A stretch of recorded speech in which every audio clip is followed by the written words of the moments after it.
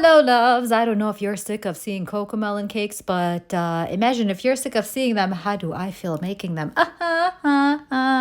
It's a joke, guys. Relax, okay? Don't go on with your negative comments of, well, that's so unprofessional. If you don't like making it, then don't say it. I mean, who hasn't complained about their job once in a while, right? Yeah. I do love making it, but after you make several of them, it gets a little tedious. But anywho, so you saw me carve the top and the bottom of the cake to make it a watermelon shape, and here I am icing it. I unfortunately forgot to record the part where I do smooth it out. I just use a ruler devoted to just this, and it helps me kind of circular smooth it because I can't use the flat edge, so this helps me curve into the shape of the cake. So once I am happy with the shape, I'm going to go ahead and pop it in the fridge, and now to work on the fondant. I want to make sure I spread this out nice and evenly and big enough to make sure to cover it. Somebody has said, why do I make my own fondant? Because it's very pliable, guys. Look how easy it is to work with. I can flip it around. Unless you add too much food coloring, then it tends to break apart, but that's understandable. All right, so I'm placing it over the cake. You can see that it wasn't fully draped over, but that's okay. The nice thing about this fondant is you can stretch it out a little bit. So in order to achieve a smooth surface finish, I just dip a little bit of the fondant in some cornstarch and rub it around the cake. Here I am just popping some cake farts. You'll find them sporadically here and there. You just got to pop it and then, that's it. Smooth it out.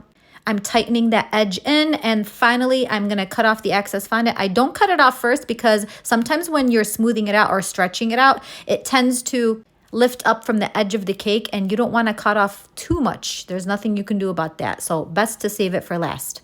Let's work on the face. So I didn't originally cut the face out first. I wanted to cut it on the cake itself because sometimes when I pick the fondant up, it stretches and it doesn't give me a nice, even look.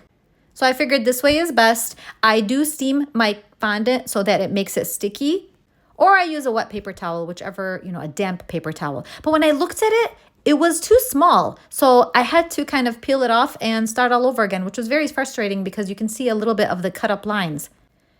Now, my apologies. I did forget to press record again. I really hate when that happens. I think the video is recording and it's not. And when I go to look at it, I'm like, oh, it didn't record.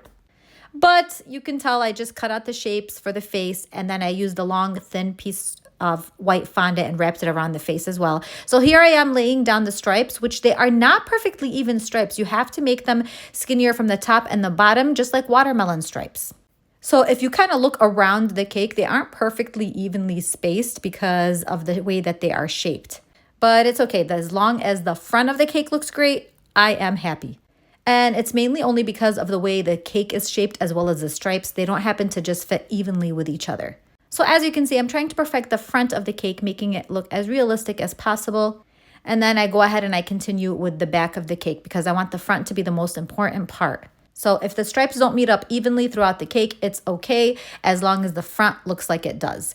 And now for the top part, it's got that little magenta looking thing on the top. I'm not sure what it is, with the little antennas, which I made sticking through wire so that it can achieve that shape. But I don't like the wire to touch the cake. So I did put a straw through there, and I put the wire pieces through the straw. Now for the little blue part, I actually used a blue gumball. I just steamed the top to make it sticky and stuck the gumballs on top. And last but not least, the ladybug. I do have a Topper Tuesday on how I did make that ladybug. And this is the final look of the cocomelon cake. For the font on the banner, I just Googled cocomelon font and I used that to print it out on edible paper and laid it on a strip of fondant. Thanks for watching, loves.